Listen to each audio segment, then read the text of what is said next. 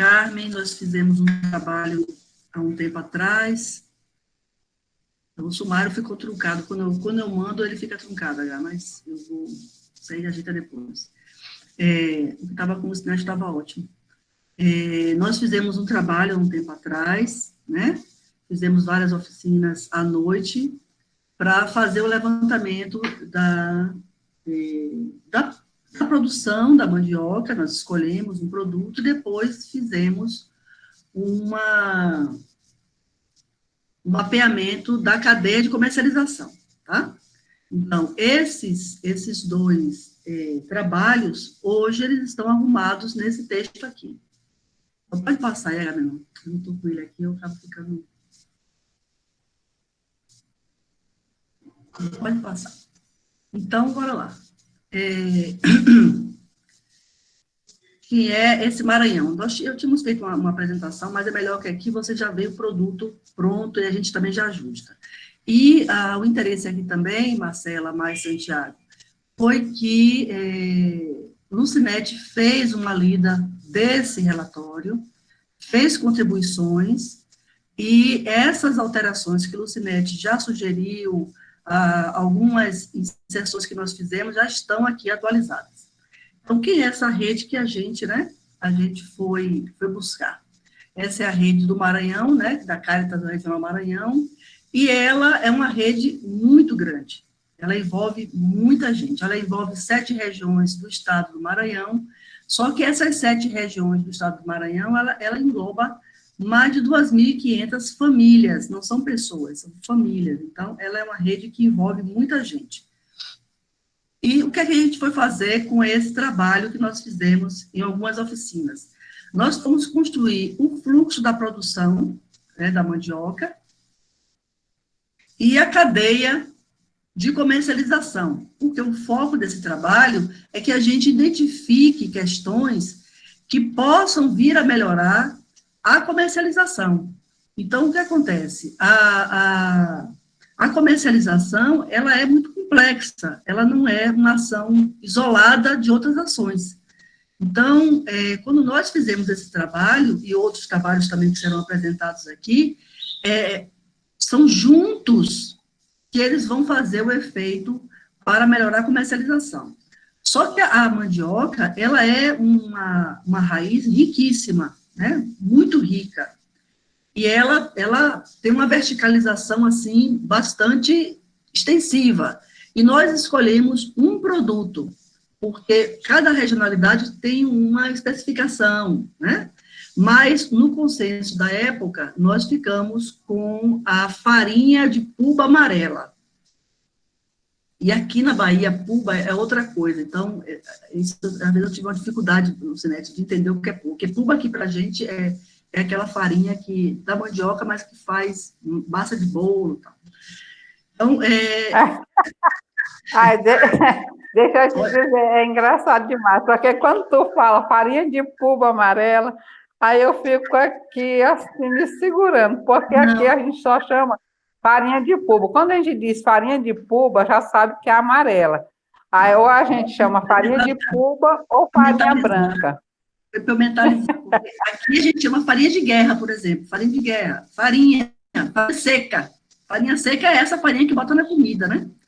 Mas bora lá.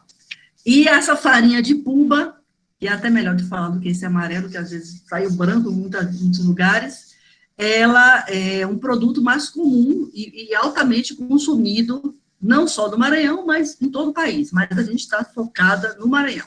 Então, vou passando aí, porque esse aí tem 27 páginas, não vou dar para ler todo, a gente vai fazer uma leitura só dos tópicos, e que depois a gente vai discutir até segunda-feira, Lucinete. Segunda-feira à tarde, eu vou estar imprimindo todos esses trabalhos na carta para fazer o envio para a Marcela. Então, tranquilo, se você ainda puder, dar uma olhadinha. Então, como é que a gente fez esse trabalho, né? A gente fez esse trabalho fazendo um planejamento, e esse planejamento, inicialmente, seria feito presencialmente.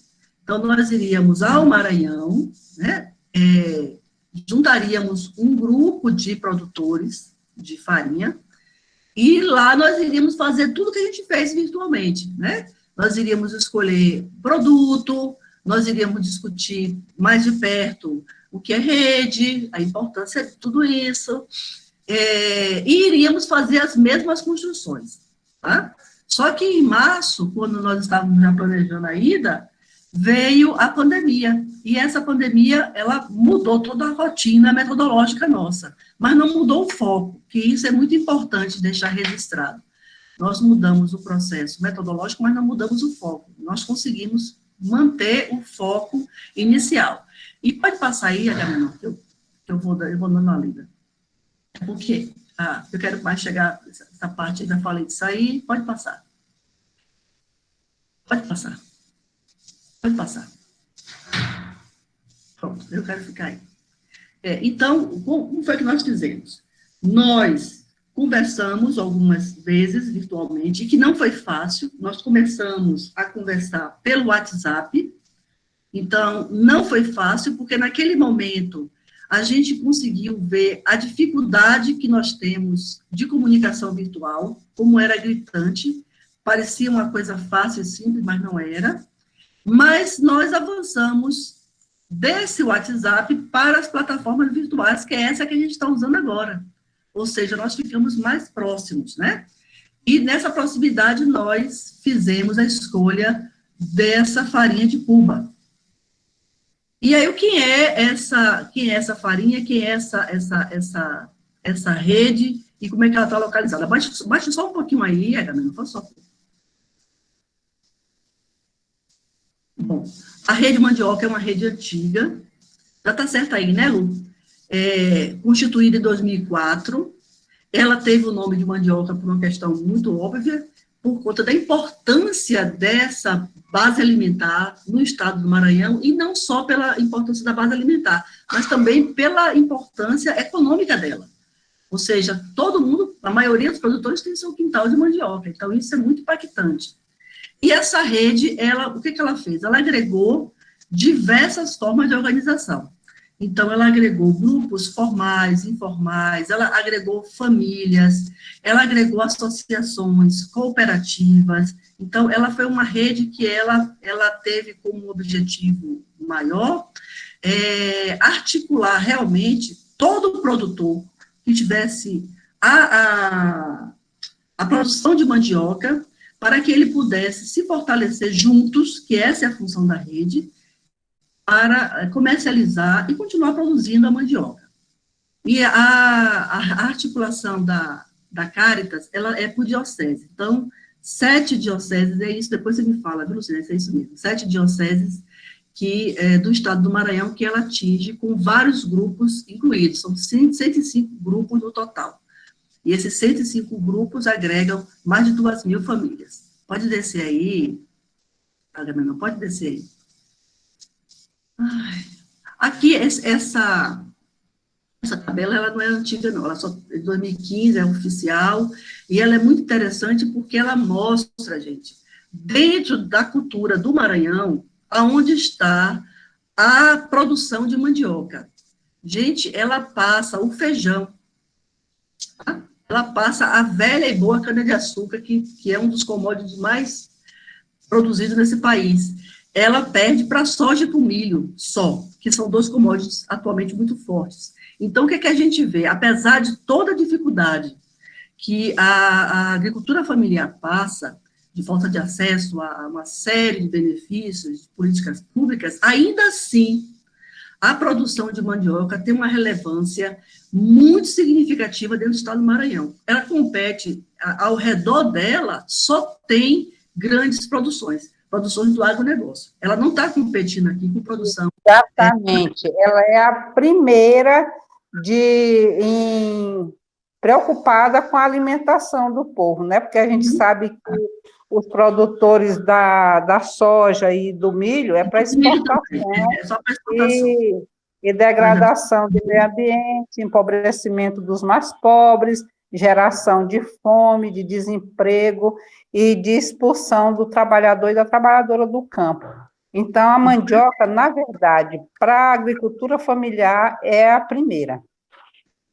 Eu gostei dessa tabela aí, justamente por conta, ela é uma prova de resistência. ela é, na verdade, uma prova de resistência, entendeu?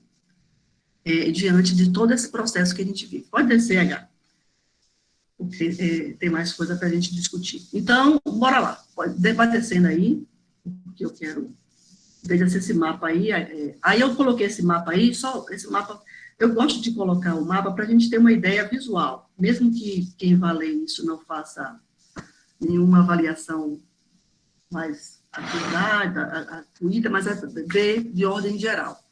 Então, o Maranhão não é um estado pequeno, ele é um estado grande, né? Ele é um estado grande. E aí a gente imagina que ele tem 217 municípios e 33 desses municípios, eles são abrangidos pela rede. Agora, espalhada em várias partes desse estado. Então, é um pouco complexo fazer toda articulação, articular uma cadeia de planejamento numa rede desse porte, mas vocês ainda assim estão conseguindo. Então, a rede mandioca, ela tem essa expressão aí no estado. No estado do Maranhão, é um estado muito grande. Pode descer aí, Ega. E aí embaixo, já está atualizado, não, suba só um pouquinho, Ega, só um pouquinho. Já está atualizado aqui, aí pode parar aí. Os 33 municípios que fazem parte da rede. Aqui já está totalmente atualizado. Então, não é pouca coisa, não, é muita coisa. Pode descer, por favor. E quem são esses produtores aí dessa rede, né? Esses produtores, em sua maioria, são homens e mulheres adultos, né? São pessoas que já têm a prática da terra, são agricultores familiares de raiz, digamos assim, né? Não são agricultores novos. São agricultores que eles sabem lidar com essa produção e tem dificuldades, outras dificuldades, que não impede a ele fazer o processo. Ele tem dificuldade de acesso à escrita, ele tem dificuldade a uma série de políticas, mas ele não tem dificuldade de fazer a produção dele. Então, bora lá. Como é que é esse processo produtivo aí desses agricultores? Carmen, quando eu lá embaixo, eu botei mais o resto das coisas.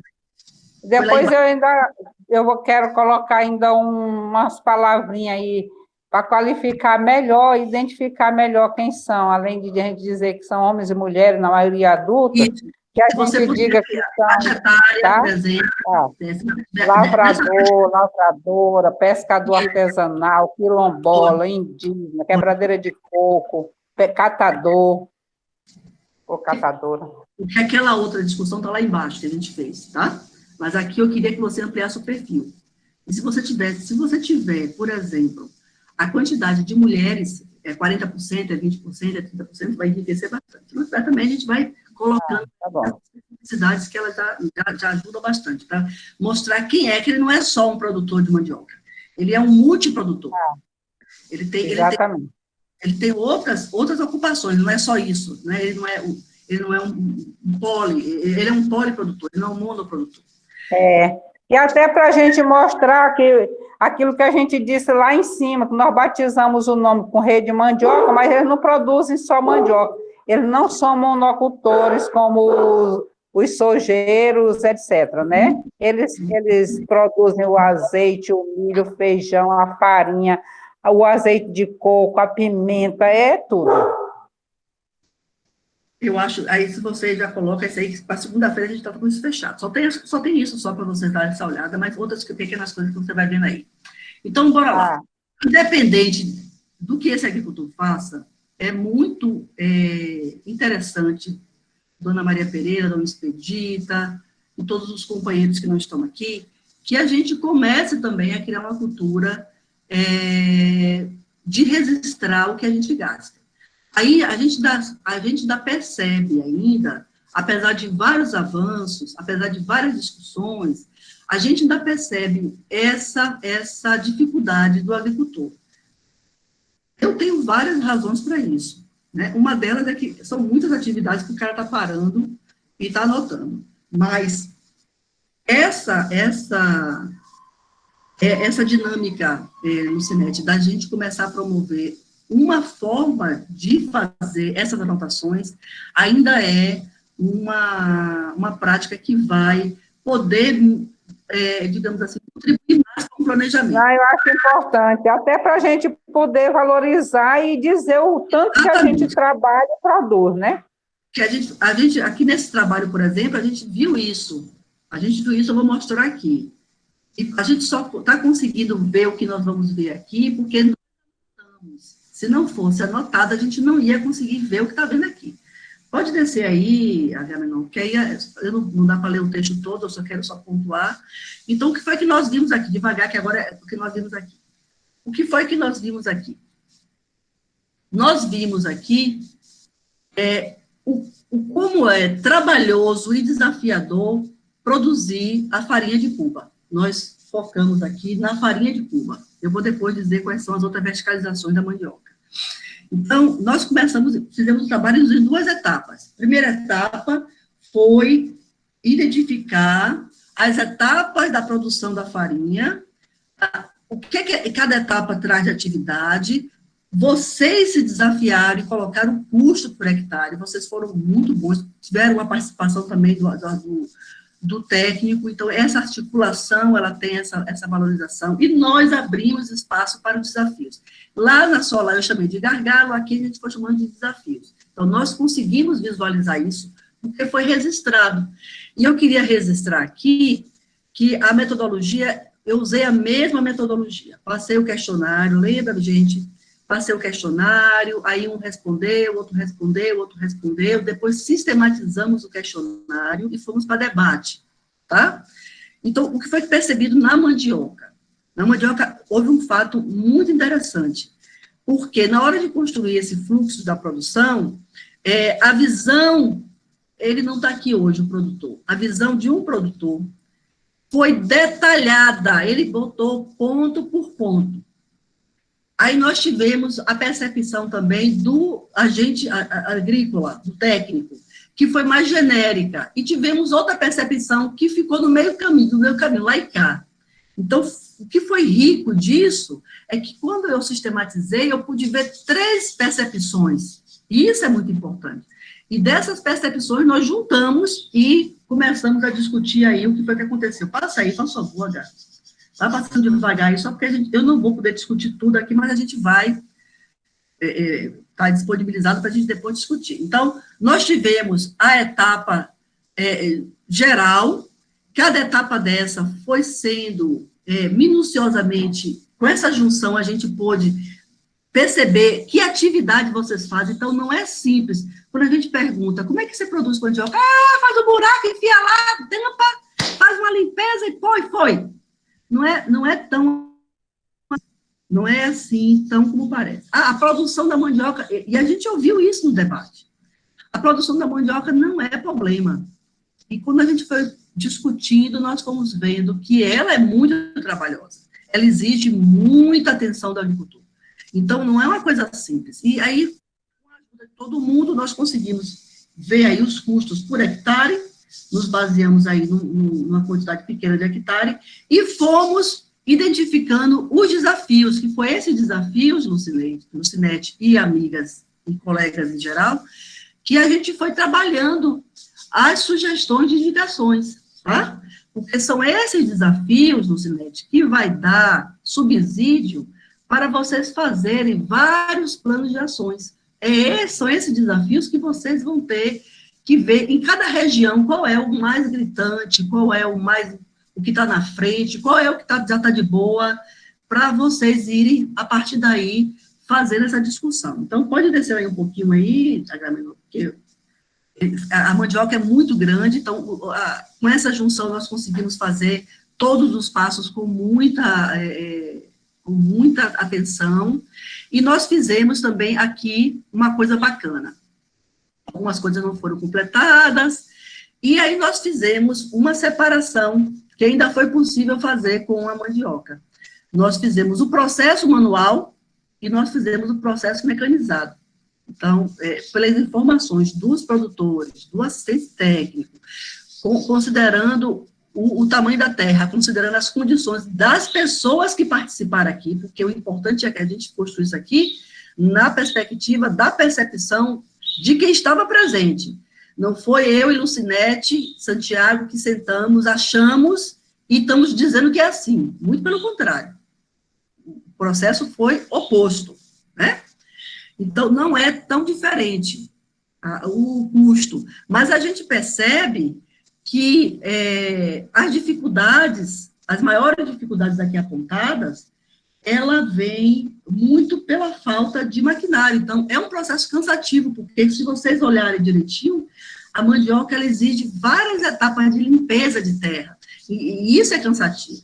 Então, nós conseguimos fazer isso, e eu acho que é uma contribuição muito importante, não só para o projeto, mas também para a produção de mandioca no geral. Pode descer aí, eu acho que Caritas Maranhão saiu errada. Aí eu vim fazendo as indicações na reflexão desses desafios, e que nós também discutimos lá, né? Então, uma das coisas que é muito importante, independente de ser a mandioca ou qualquer outra cultura, já que você tem, esse é um leque de culturas que essa rede envolve, é muito importante que a gente possa conhecer esse fluxo de produção, suas etapas, suas atividades, seus custos, porque aí sim eu posso começar a gente fez várias simulações de casos na época, né? A gente não pode planejar comercialização sem saber que essas etapas têm um tempo e que não é tão simples assim.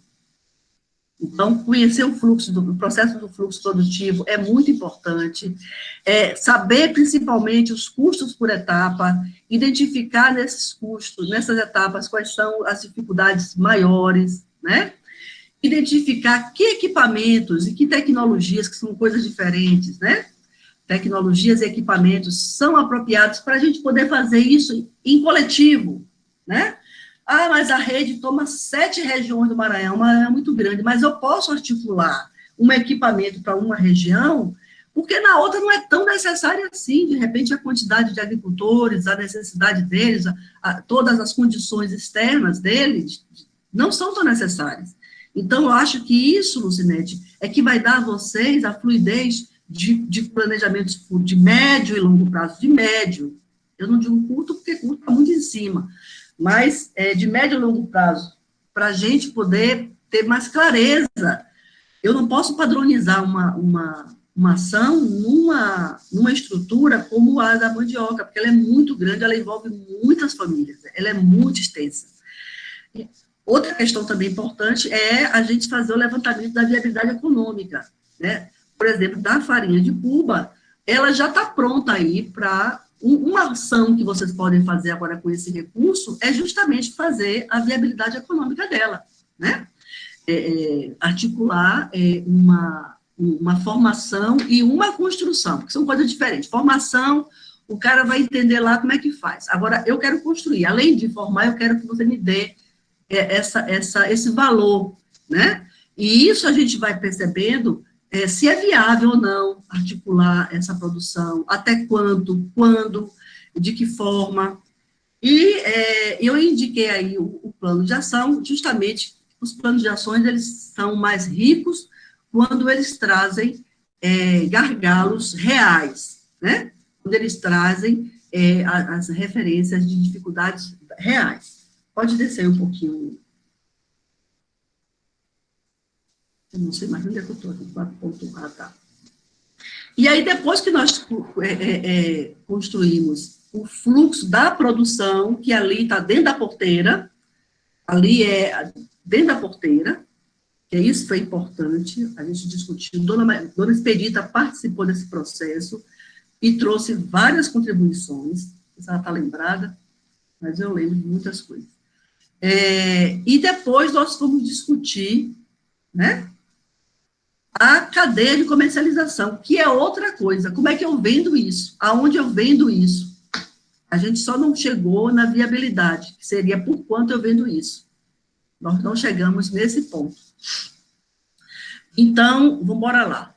Quando a gente fala de comercialização, a primeira coisa que vem na cabeça é o ponto de venda, né? O ponto de venda. Só que, isso é verdade, obviamente que a comercialização é o ponto de venda. Só que venda, gente, ela pode descer um pouquinho aí, H?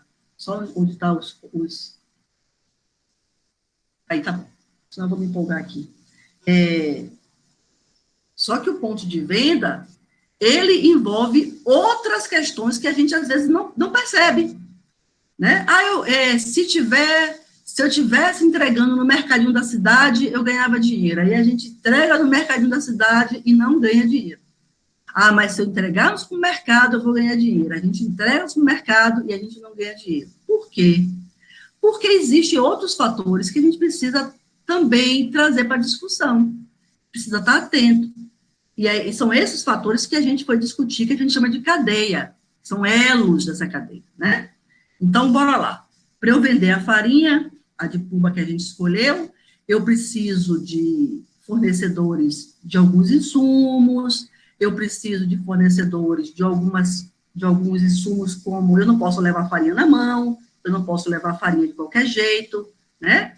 Uma farinha que ninguém sabe de onde ela veio, se ela tem prazo de validade, quem foi que fabricou, ela também não vende. Então, são esses fatores que a gente precisa discutir, né? A verticalização que eu trouxe aqui agora da farinha, ela é imensa. A mandioca, ela sai é produto. A mandioca sai, é igual ao arroz, são os dois produtos aqui que bombaram. Ela sai farinha branca, gente, ela sai a farinha de puba amarela, ela sai tapioca torrada, ela sai tapioca crua, ela sai massa de puba, ela sai um produto para fazer o tucupi e a maniçoba, que são as folhas, né?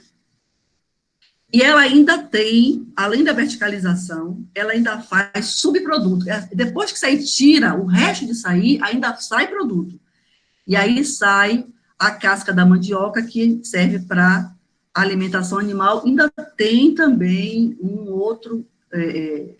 outra utilidade que vai para a multimistura, né?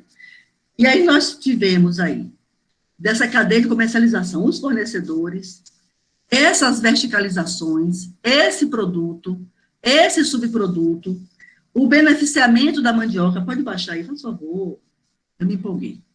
Depois que eu começo a falar, os que me empolguem. Tem os mercados, que a gente discutiu, e esse aí que é o gritante mesmo. Tem a concorrência de vocês, para mim, foi a maior surpresa de todos os trabalhos que eu já fiz na minha vida. Essa foi surpreendente. Eu nunca pensei que fosse encontrar um concorrente, do jeito que eu encontrei. E tem o armazenamento e a logística. Então, vamos embora lá.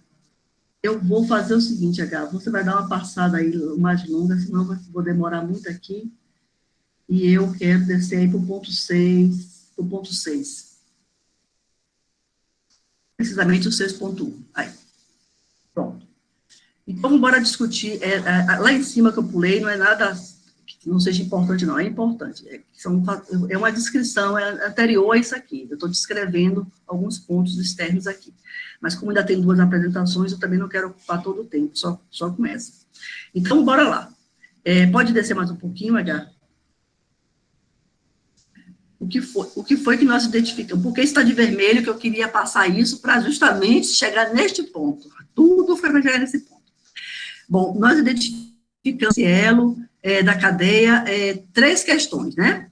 A primeira foi as embalagens, aí está faltando uma vírgula, depois as etiquetas e a maniva, né? Então, vocês precisam desses 3 elementos. Eu preciso da raiz lá, para poder, ela está sempre produzindo. Eu preciso, depois de embalar isso, mostrar isso de uma forma, e preciso mostrar o que é isso, né? De que forma isso foi feito, que as etiquetas vêm com essa proposta.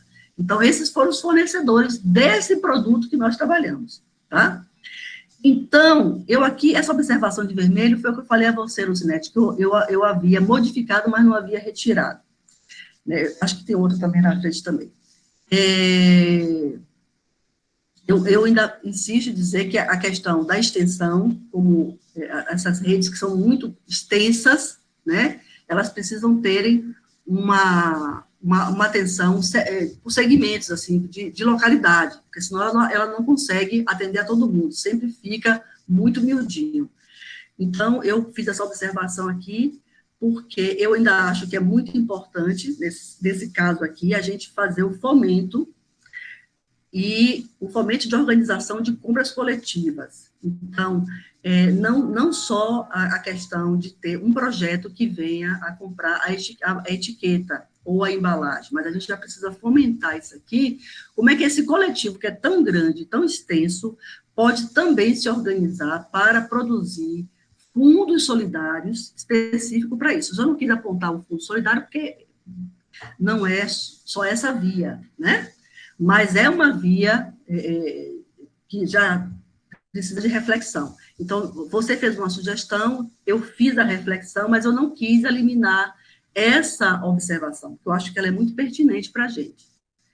A rede é muito grande e ela já pode começar a pensar em recursos próprios, né, em estratégia para recursos próprios, porque vocês não dependem de muita coisa externa para empacotar, para distribuir o produto, mas vocês precisam terem poder de barganha para isso. Então, uma coisa é eu comprar embalagem para 100 pessoas, uma coisa é eu comprar embalagem para 350 pessoas.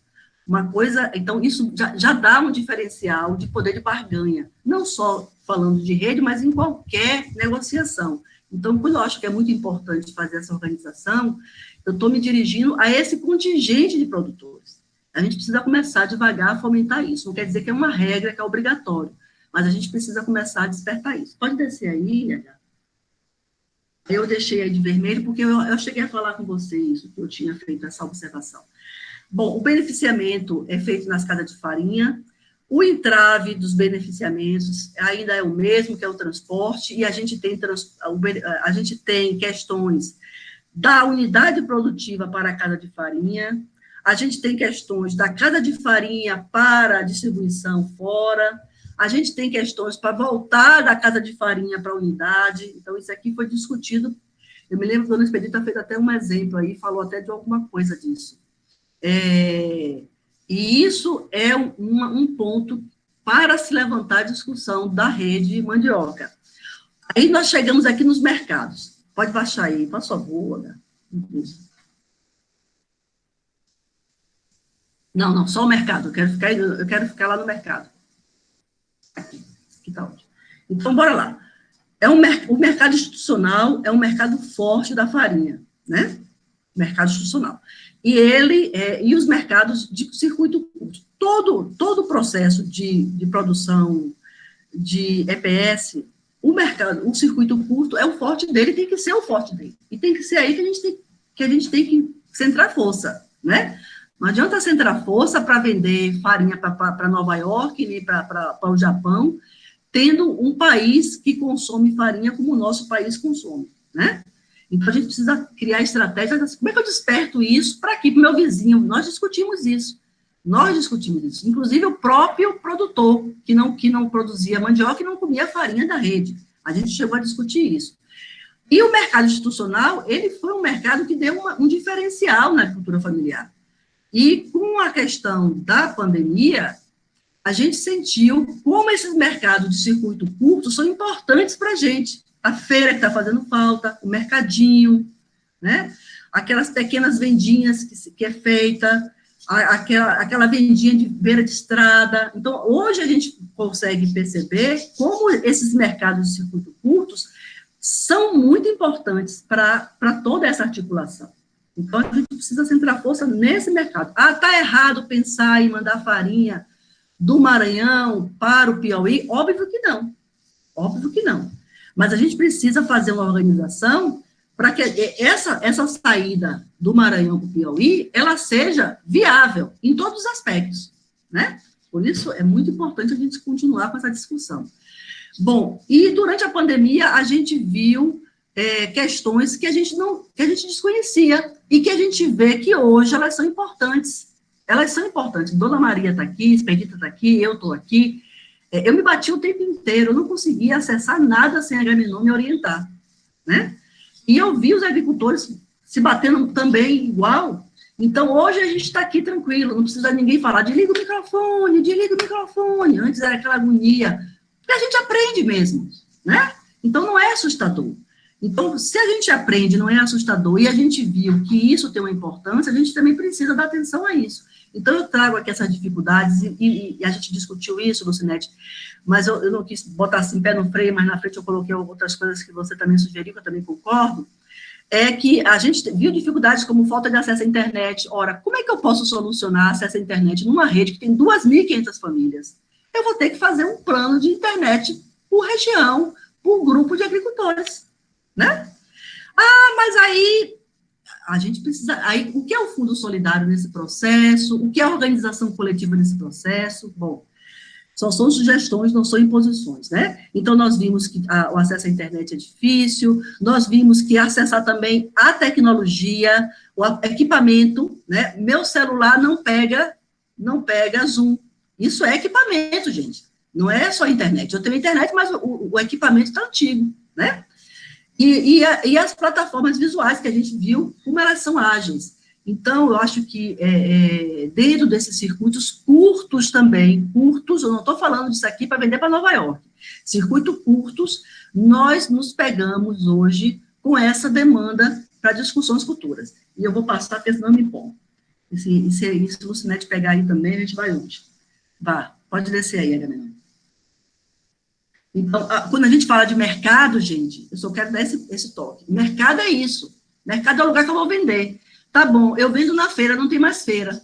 Só vai ter feira agora em dezembro. Eu vou para a feira, levo álcool, levo tudo, e ninguém quase vem comprar. Então, nós estamos discutindo comercialização, pensando nessas outras propostas. Ah, mas se pedirem pela rede, a gente leva. Como? A gente vai ter que articular isso, né? E a concorrência dessa rede, né? A concorrência dessa rede, no que tange a farinha, que a gente está discutindo aqui, porque cada produto vai ter o seu concorrente específico, a coisa para mim é essa aí, Lucinete, eu vou levar para o resto da minha vida, porque eu tenho que falar isso para todo mundo. É a farinha horrorosa do Paraná, que eu só vi uma vez, quando eu morava em São Paulo, só vi, não quis mais ver, né? E essa farinha produzida no Paraná, ela está tomando esse espaço. Então, se ela está tomando esse espaço, a gente precisa ter estratégias de valorização desse produto dentro dessa regionalidade. E acho que isso a Agamenon já vem discutindo com vocês também. Outra questão que nós discutimos, duelo da comercialização, que é muito importante, é o armazenamento. Então, assim, eu tenho que fazer, eu vou lá, processo a mandioca na casa da farinha, mas lá não tem espaço para guardar. Então, eu tenho que voltar com esse peso, eu tenho que voltar com todo esse produto para ver onde é que eu guardo. Então, isso também é uma questão. Eu vou tirar esse capital de giro, porque vocês falaram, mas aqui na Caritas não está se adotando esse capital de giro. Eu vou ter que anotar isso aí depois de tirar. Eu estou colocando recurso financeiro, né? Mas seria a mesma coisa, mas, enfim, para ficar padrão. Só o atravessador que voltou. O atravessador voltou. Eu e Gerinaldo nos entendemos com o atravessador. Quer dizer, nós metemos o pau no atravessador, foi diferente. Nós temos que meter o pau. Então, bora lá. O armazenamento, nesse sentido aqui, é uma problemática, mas eu estou falando de uma rede que tem 2.500 famílias. Eu estou falando de uma rede que tem uma extensa capilaridade.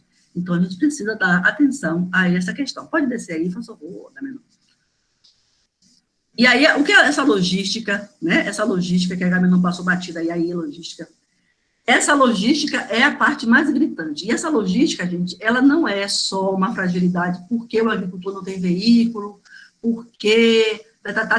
Não, ela é grave porque nesse país nunca se pensou em mobilidade social. Nas grandes capitais, quiçá nos interiores desse Nordeste afora, e do Norte também, prestigiando aí Marcelo. Então, o que eu estou falando?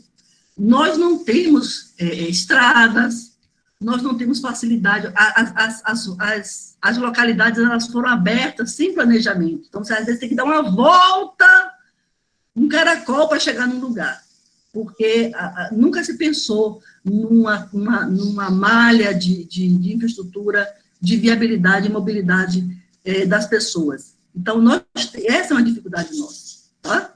Mas, no nosso caso aqui específico, nossa maior dificuldade é de veículo mesmo, de transporte. Como é que eu levo? E o PENAI eu tenho essa expertise de perto aqui no Nordeste também, porque o PENAI, ele faz as compras, mas a entrega são nas escolas.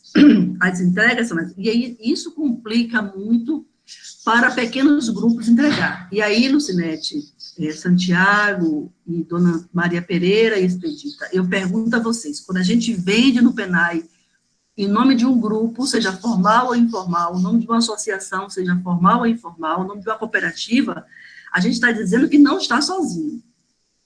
Essa também é uma reflexão que fica aqui. Pode passar, né? É muita coisa, viu, gente? Mas eu vou soltando aí. E aqui eu venho com algumas sugestões, né? Pode descer aqui, pode descer um pouquinho, vai descendo devagar.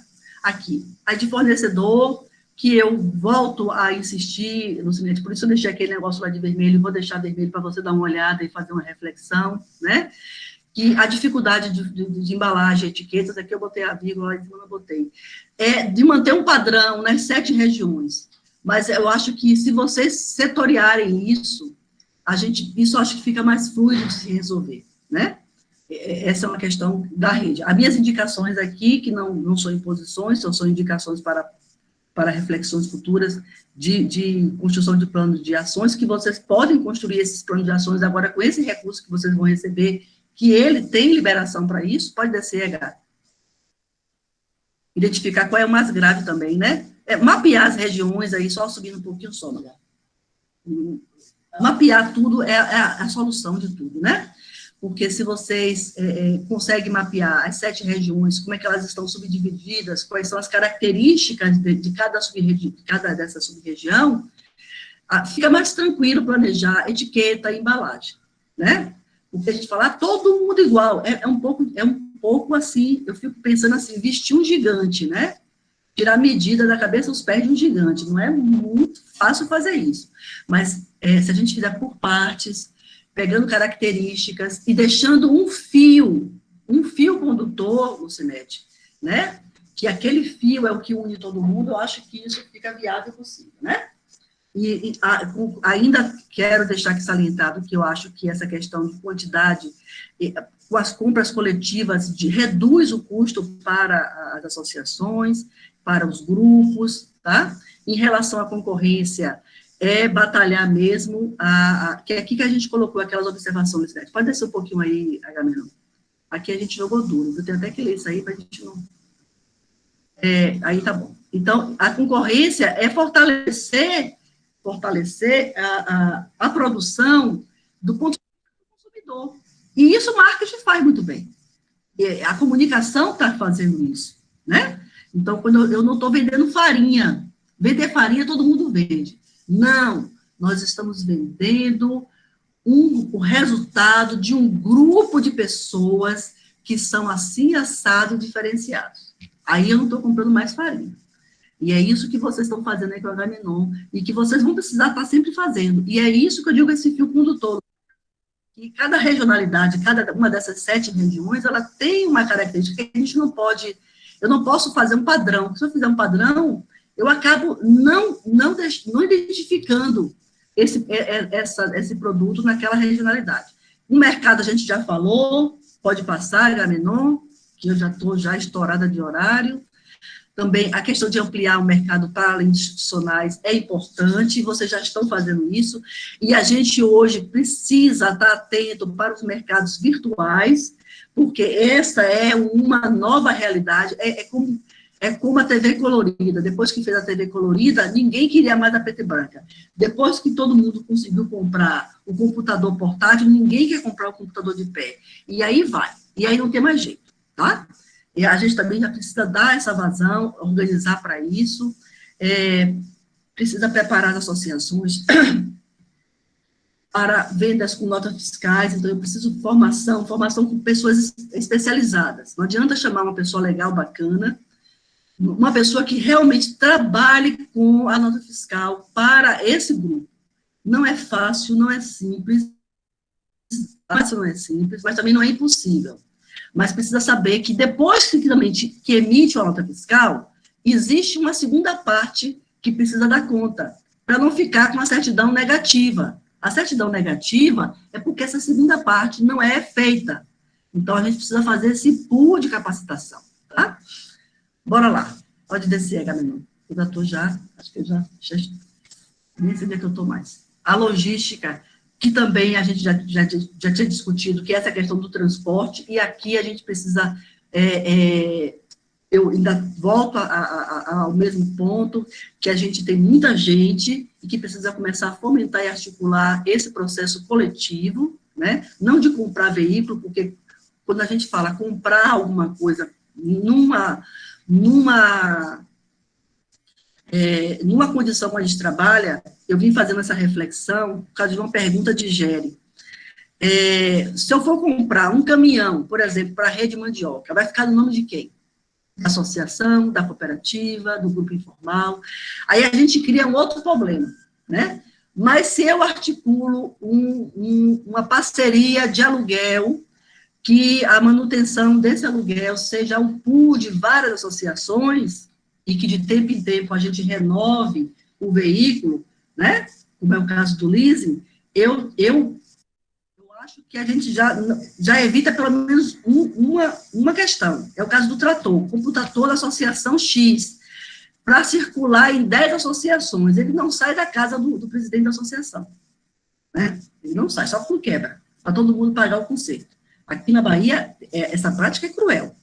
Então, a gente precisa também refletir sobre isso. Eu vim pensando sobre isso por conta disso. Então, eu acho que, quando a gente pensa em logística, essa mobilidade, como é que eu levo para a casa de farinha, como é que eu tiro da casa de farinha, como é que eu levo para o Penai, como é que eu levo para as feiras, a gente tem que pensar sempre nesse coletivo. O de vocês não é fraco.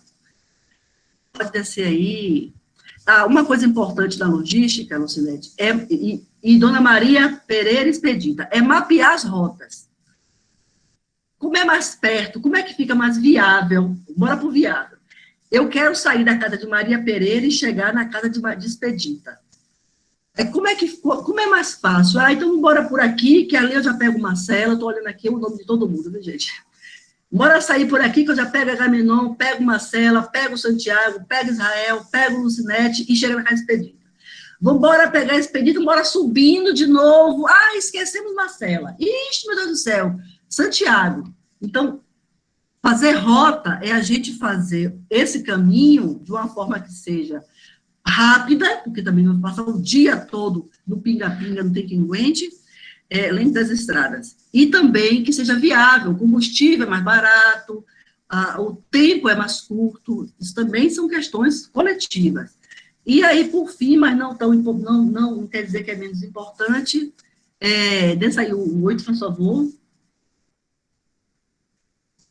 que é essa questão que a gente coloca aqui, eu venho andando aqui essas questões da formação, né, da gestão. Aqui eu deixo aqui um texto, o que é a gestão, os 3 pontos fundamentais da gestão. Deixa aí, por favor. Uma coisa é fazer gestão de produção, vamos produzir mandioca, porque temos uma encomenda para abril de 5 toneladas, então eu estou fazendo gestão de produção.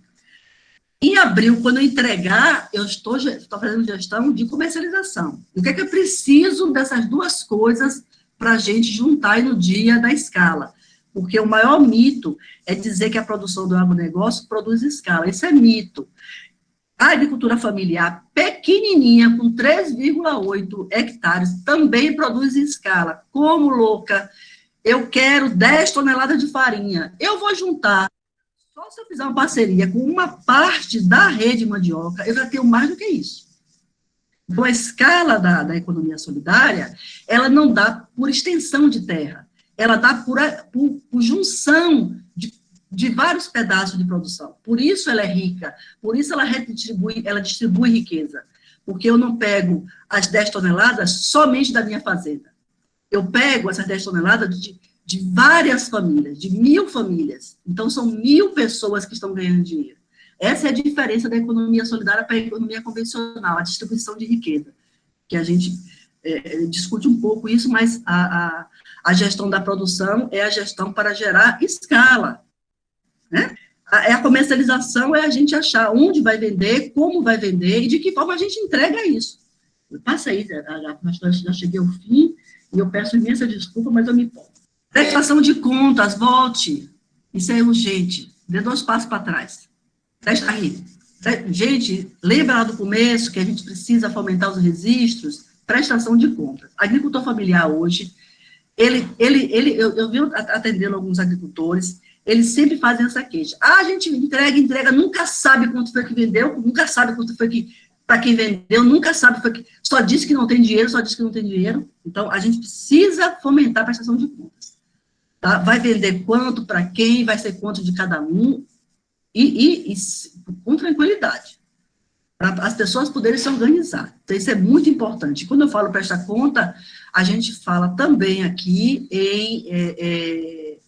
em ter critério. Se eu for fazer um fundo solidário, isso precisa ser transparente, para que as pessoas possam fortalecer seus laços de confiança. A prestação de conta não é para ver quem está pegando dinheiro ou ficando com dinheiro. A prestação de conta é para a gente ver como esse processo está se conduzindo. Está sendo vantagem, não está sendo vantagem?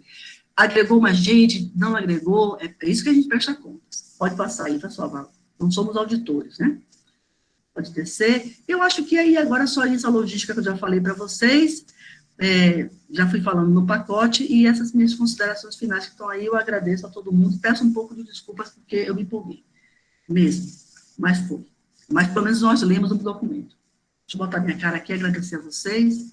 Obrigada, gente. Cadê eu? Obrigada, gente.